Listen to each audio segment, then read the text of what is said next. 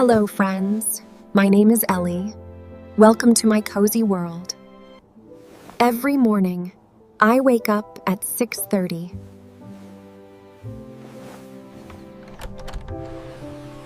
The morning air feels fresh and cool. The trees are green, and the flowers are waking up too. After that, I go to the bathroom. I brush my teeth carefully. I wash my face with warm water.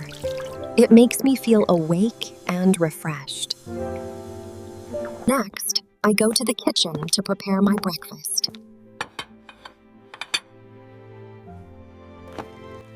I toast some bread and have 2 eggs. Holding the warm mug makes me feel calm and happy before my day starts. Then, I choose my clothes. I like to be comfortable. I brush my hair and get ready for the day.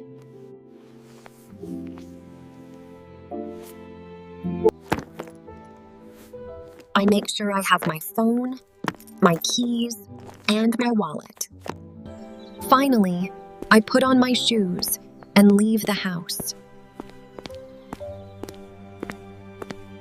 I walk slowly to the bus stop and watch the world around me.